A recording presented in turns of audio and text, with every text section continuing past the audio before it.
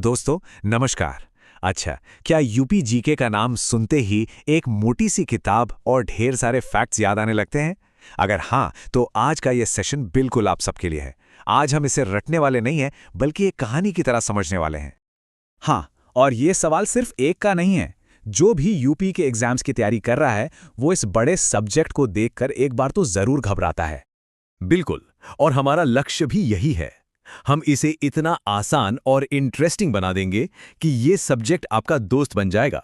और जो दोस्त बन जाए वो एग्जाम हॉल में कभी साथ नहीं छोड़ता। तो चलिए शुरू करते हैं।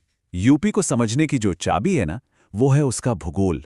अगर आपने ज्योग्राफी समझ ली, तो यकीन मानिए नदियां, फसलें, यहां तक कि कल्चर भी, सब कुछ अपने आप जुड़ता चला जाएगा। ज्योग्राफी समझ गए, मतलब आधी जंग तो वहीं जीत ली।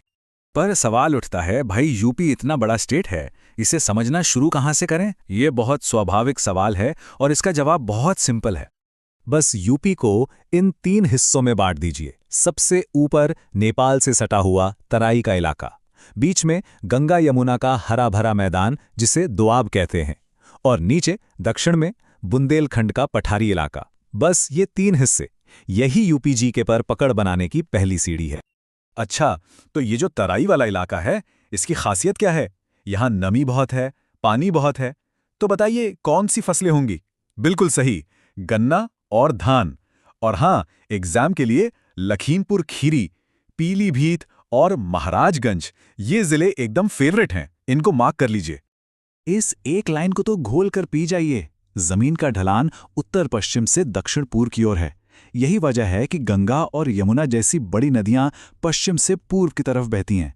ये सिर्फ एक फैक्ट नहीं है, ये पूरे रिवर सिस्टम को समझने का बेस है। ठीक है, तो ज्योग्राफी का बेस तो समझ आ गया। अब देखते हैं कि यही ज्योग्राफी कैसे यूपी के मौसम को, यहाँ की मिट्टी को और यहाँ की लाइफलाइंस यानी नदियों को शेप देती है। अब देखिए, ये क्लाइमेट का खेल। सबसे गर्म जगह कौन सी हैं? आगरा और झांसी। और सबसे ज्यादा बारिश कहाँ होती है? गोरखपुर में। वहीं सबसे कम बारिश मथुरा में। देखिए, रटना नहीं है। आगरा झांसी पठार के पास हैं तो गर्मी ज्यादा। गोरखपुर तराई में है, हिमालय के पास, जहां मॉनसून की हवाएं टकराती हैं, इसलिए बारिश ज्यादा। सब कुछ जुड़ा हुआ है। यूपी की खेती की जान है जलोढ़ मिट्टी, जिसे एलुवियल सॉइल कहते हैं। इसमें पोटाश और चूना तो खूब होता है, लेकिन एक कमी है, और यही कमी एग्जाम में सवाल बनती है। इसमें नाइट्रोजन और फास्फोरस की कमी होती है। जी हाँ, और यही वो ट्रैप है जिसमें अक्सर लोग फंस जाते हैं। अब नदियों को याद करने में दिक्कत होती है ना? तो चलिए एक कहानी बनाते हैं।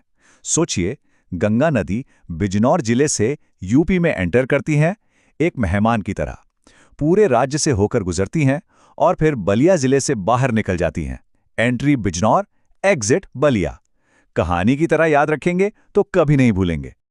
चलिए अब झीलों की बात करते हैं। कुछ नाम सीधे सीधे याद रखने हैं, जैसे गोरखपुर में रामगढ़ ताल, आगरा में कीठम झील। लेकिन सबसे इंपॉर्टेंट है बखीरा झील। क्यों? क्योंकि ये एक रामसर साइट है। और ये कहाँ है? संत कबीर नगर में। ये पॉइंट तो डबल स्टार कर लीजिए। तो हमने भूगोल, नदियाँ, मिट्टी सब देख लिया, लेकिन यूपी की बात इसके जंगलों, वन्यजीवों और जबरदस्त कल्चर के बिना अधूरी है। और ये सब आपस में बहुत गहराई से जुड़े हुए हैं। अच्छा, अगर पूछा जाए कि यूपी में सबसे ज्यादा जंगल कहाँ हैं, तो जवाब है सोनभद्र। इसे यूपी का हरा सोना भी कहते हैं। और सबसे कम भदोही में। एक तरफ पहाड़ी सोनभद्र, दूसरी तरफ मैदानी और घनी आबादी वाला भदोही। कितना क्लियर कॉन्ट्रास्ट है। यूपी का सबसे नया टाइगर रिजर्व कौन सा है? ये है रानीपुर, चित्रकूट में। लेकिन यहां एक और इंपॉर्टेंट फैक्ट है।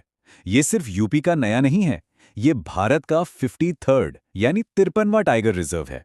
एग्जाम में ये नेशनल कॉन्टेक्स्ट बहुत मायने रखता है, याद रखिएगा। अब बात करते हैं कल्चर की, जैसे कर्मा डांस। ये कहाँ होता है?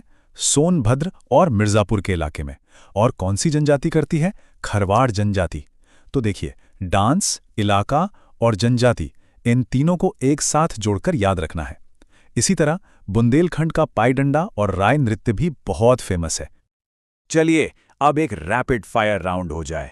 कुछ ऐसे वन लाइनर फैक्ट्स जो एग्जाम्स में बार बार पूछे जाते हैं और ये तो पता होने ही चाहिए। यूपी की सबसे बड़ी जनजाति कौन सी है? थारू, जो तराई में मिलती है। शिराजे हिंद किस शहर को कहते थे? जौनपुर को। पहली महिला मुख्यमंत्री सुचेता कृपलानी और पहली महिला गवर्नर सरोजिनी नायडू। और हाँ, सबसे ज्यादा एससी आबादी वाला जिला सोनभद्र। ये फैक्ट्स तो एकदम फिंगर टिप्स पर होने चाहिए।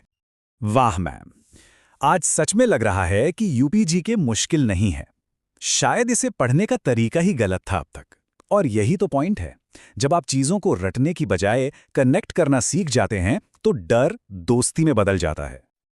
लेकिन एक बात हमेशा याद रखिएगा, सिलेक्शन सिर्फ जानने से नहीं होता, सिलेक्शन होता है रिवीजन से, यानी दोहराव से। जो पढ़ा है उसे बार बार दोहराना ही सफलता की कुंजी है। तो आज की सबसे बड़ी सीख क्या है? यूपी जीके को डर नहीं, दोस्त बनाइए। ये सिर्फ फैक्ट्स का कलेक्शन नहीं है, ये अपने प्रदेश की कहानी है।